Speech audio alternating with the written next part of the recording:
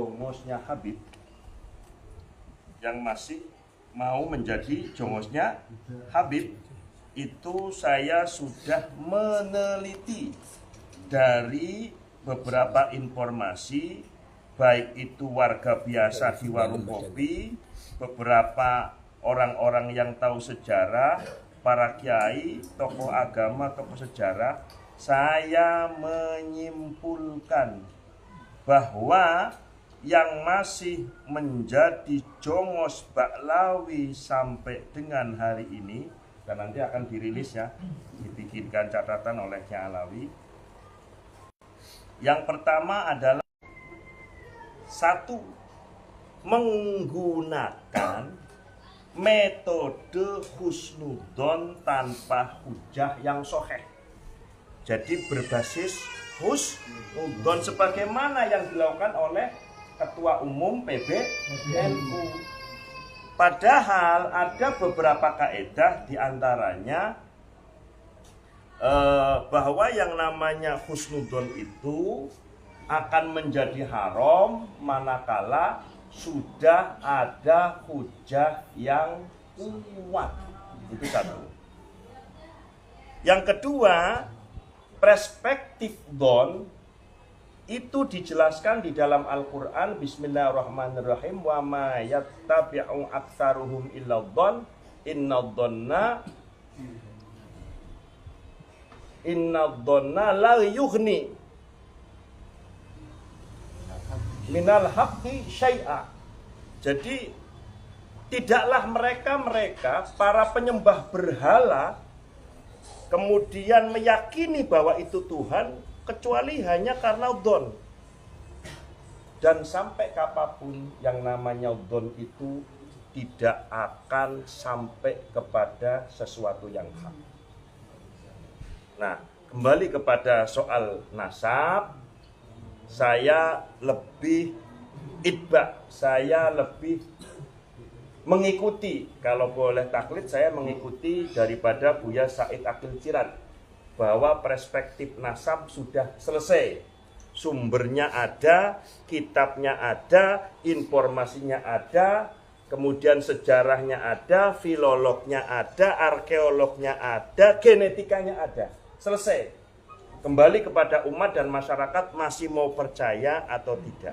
Nah itu. Makanya kalau masih husnudzon, ya berarti panjenengan patut diduga sebagai penyembah berhala. Yang kedua, kenapa orang kok masih mau jadi jongosnya Ba'lawi? Karena ada hubungan kekerabatan.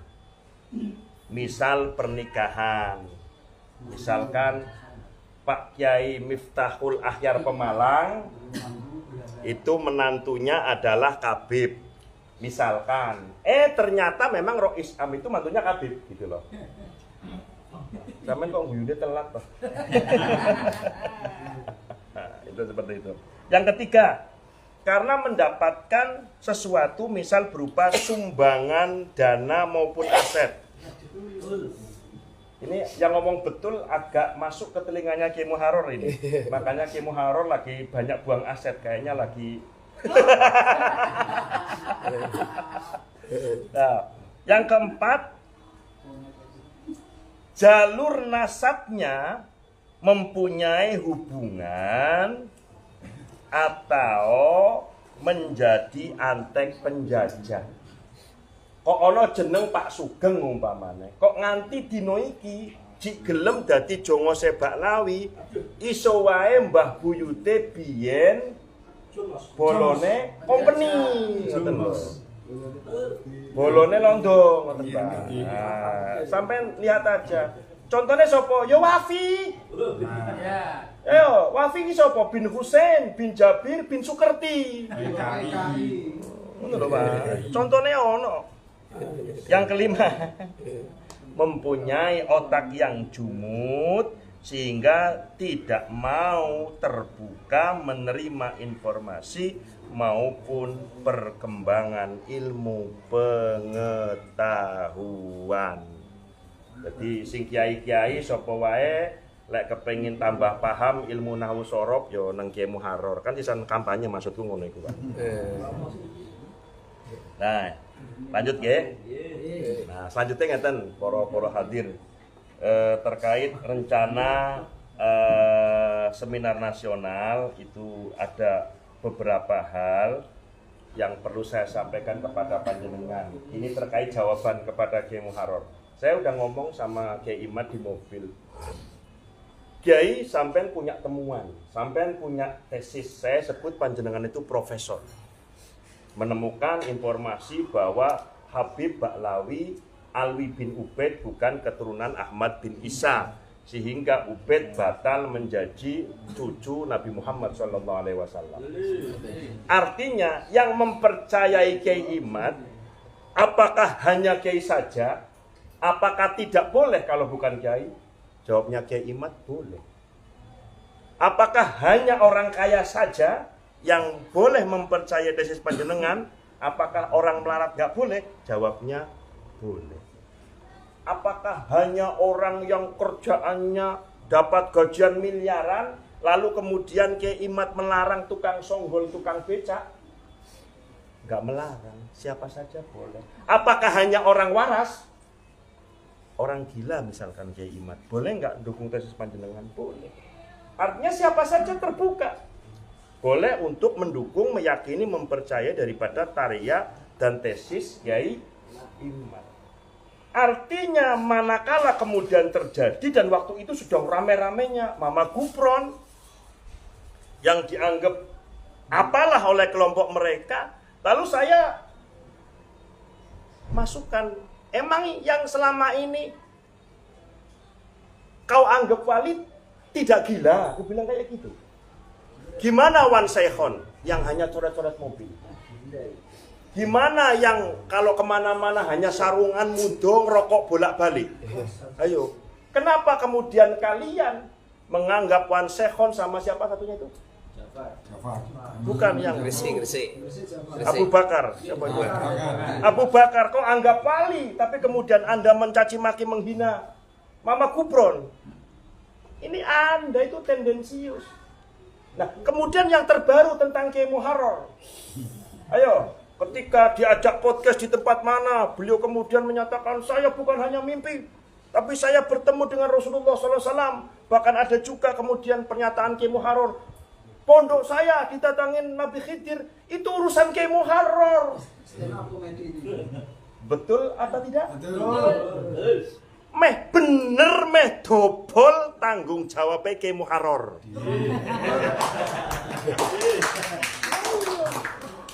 Goroh ya urusane Kiai Muharrar, bener ya urusane.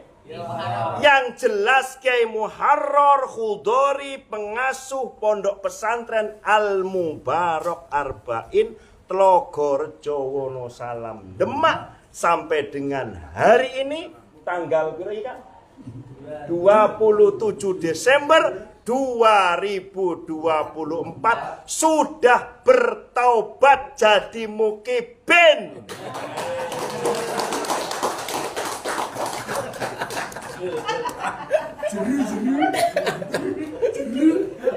Aku ngomongin iki sandinge Ki Muharrar ora trimo gelut ning kene ambek. Demikian juga Mama Gufron atau Kiai Gufron, beliau mengaku begini, itu urusan beliau. Tapi kemudian ketika Kiai Gufron meyakini tesis itu benar, apakah kemudian dilarang? Kira-kira dilarang atau tidak? Kiai Muharrar ternyata kemudian dusta mengatakan mimpi ketemu Rasulullah. Kemudian Kiai Muharrar ternyata dusta, pondok ini pernah didatangi Nabi Khidir. Apakah kemudian kita melarang Kiai Muharrar untuk menjadi orang yang pro dengan tesis? Dilarang atau tidak? Tidak. Itu urusan beliau. Walau sebenarnya saya tahu beliau jujur atau tidak saya tahu, tapi biarkan. Ini biar beliau kepo. Alhamdulillah. Yang jelas sedulur, siapapun kita berharap yang hari ini jelek ke depan menjadi lebih baik. Dengan terlibat untuk nyengkuyung leluhur kita para wali songo. Lek kula Kiai Harun Estu. Ini saya ngomong dari hati yang paling dalam. Rekam, viralkan. Andai bulan depan, andai tahun depan. Tapi ini saya yakin mustahil. Tapi manakala terjadi? Kok ada manuskrip kemudian ditahkik? Kok ada manuskrip kemudian ditahkik? Karena kalau manuskrip tanpa ditahkik betul sah. Nggak bisa jadi marji, maksudnya nggak bisa. Ketika ada manuskrip lalu ditahkik, dan di dalam tahkikan itu menyatakan Ba'lawi Habib Dzurriyyah Nabi, saya Syarifuddin Tegal tidak akan pernah lagi menghormati Habib Ba'lawi sampai Dajjal turun 2 kali. Karena apa? Saya merasa lebih yakin dengan yang Allah dawuhkan. Anishkurli wali walidaik ilayyal masir. Saya diperintah oleh Allah, satu bersyukur datang Allah, yang kedua bersyukur dengan leluhur saya sendiri. Nggih ngopo mulyakno Habib wong irung kuwe pesek kok. Dosa Pak, estu dosa sampean. Lebih memuliakan Habib sementara sampean menutup dan menghinakan leluhur sendiri, dosa sampean apa meneh wong Demak. Duwe Raden Fatah, duwe Sunan Kalijaga, kok sampean mulyakno Habib ketimbang leluhure dhewe, dosa, termasuk Gus Baidowi bin Misbah Krasa. Kalau Gus Dowi masih lebih membela Habib ketimbang keturunan Wali Songo, saya Syarifuddin mengatakan Anda berdosa Gus. Anda berdosa Gus Dowi. Fase. Dosa gede sampean.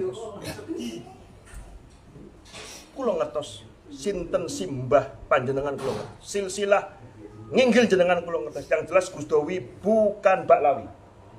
Yai Misbah bukan Ba'lawi, tapi pernyataannya Gus Dowi mau lebih percaya dengan Habib atau percaya kepada Quran.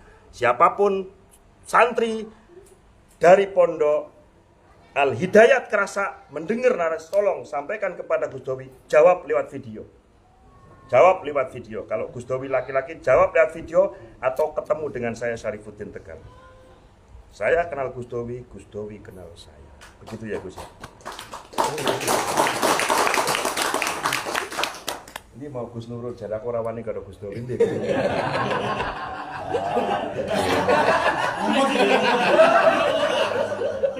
Ini Gus, sing ngedu aku mbek sampean iki lho Gus Nurul yang ngedu. Ejal Yai Syarif wani apa ora nglabrak Gus Dowi wani ning video. Saiki wonge lagi ning Lampung rono kok, ning Jambi kok keliling aku ngerti. Lampung kan aku tahu, Pak. Oh, yang ahli apa itu namanya ngerekam itu kan Pak Dok. Wah, kok. Walaupun Gus Dowi adalah anak dari guru saya Mbah Yai Misbah. Lanjut peran. Artinya gini ya. Lalu begini. Loh kalau kemudian panjenengan, iya ini benar. Gini, lalu kemudian ketika ditanya loh, kalau panjenengan mau cinta kepada dzurriyyah, apa sampean tidak takut dengan beberapa hadis ini itu? Aku bilang saya tetap akan mencintai, menghormati dzurriyyah, tetapi yang non Habib, non Ba'lawi. Masih banyak dzurriyyah selain Habib dan Ba'lawi. Yang penting ini, aku luwih kereng jarane Kiai Harun galak, aku kudu luwih galak nek kene pokoke wis ora iso.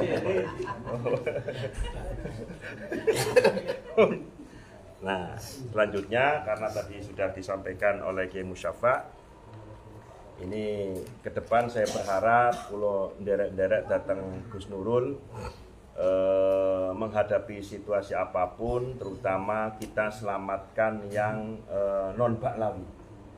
Jangan sampai ada provokator dari pihak manapun yang kemudian kita itu cakar-cakaran, teman-teman sampai mohon maaf terjadi saling melukai, ngeluarin darah antar sesama pribumi.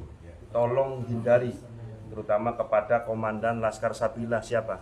Karepet tolong jaga, apapun situasinya tetap kita jaga kondusivitas, jangan sampai kita kelahi dengan sesama pribumi. Karena saat ini berdasarkan sinyal yang masuk ke saya bahwa saat ini para kabib, para baklawi delik umpetan. Dia hanya ngeluarin duit, ngeluarin provokasi, yang suruh keluar sarang adalah para mukibib. Saya suka panggilnya kabib, bukan habib, karena kalau habib itu artinya orang yang dicintai atau mencintai, tapi kalau kabib adalah orang yang tergelincir. Berarti kalau mukibib itu kelompok orang yang mengikuti orang yang tergelincir. Mukibib. Poin yang terakhir untuk masalah kabib dan mukibib, untuk menjadi mukibib wajib tolol. Wajib. Oleh karena itu siapapun yang bernama kiai, siapapun yang bernama syekh, apapun kalian, kalau masih menjadi mukibib berarti Anda saat itu sedang tolol. Sedang tolol. Contohnya siapa? Was tolol. Mondok, kuliah, lama Al-Azhar ya? Al-Azhar tiba-tiba karena membela kabibnya menjadi mukibib mengatakan bahwa Tarim itu adalah suatu wilayah yang tidak diaspal karena eman bin barokai wali-wali ora ilang. Faktane Tarim yo diaspal uas. Bosok aku ngomong asu neng sampean kan gak pantes.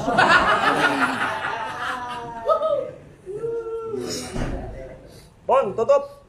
Udah rekamannya tutup, baru ke seminar nasional. Pon.